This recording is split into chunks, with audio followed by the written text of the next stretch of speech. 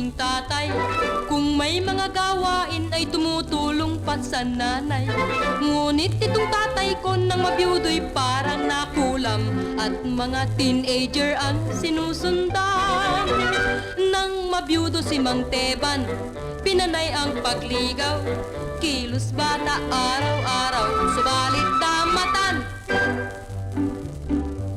Mayroong mag-asawa dyan na babae ang nanggugulpe, lalo't maliit lamang ang kinikita ng lalaki.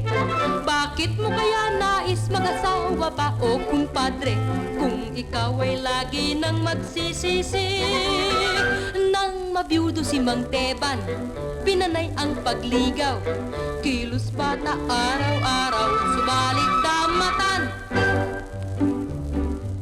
Tunay pag naging biyudo ang lalaki ay parang tandang, lagi nang gumigiri sa mga mutyang namamasdan. Ngunit ang pangako niya sa asawa nang nabubuhay, di ako iibig pa kanino man. Nang mabiyudo si Mang Teban, pinanay ang pagligaw.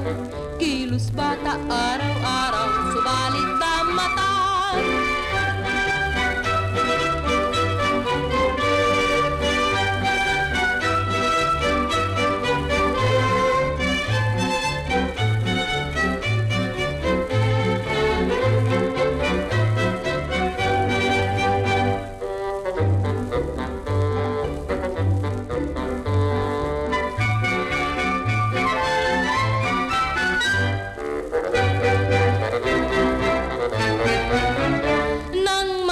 Si Mang Teban, pinanay ang pagligaw. Kilos bata araw-araw, subalit damatan. Tunay pag naging biyudo ang lalaki ay parang tandang, lagi nang gumigiri sa mga mutyang namamasdan. Ngunit ang pangako niya sa asawa nang nabubuhay, di ako iibig pa kanino man. Nang mabiyudo si Mang Teban, pinanay ang pagligaw. Kilos bata araw-araw, subalit damatan.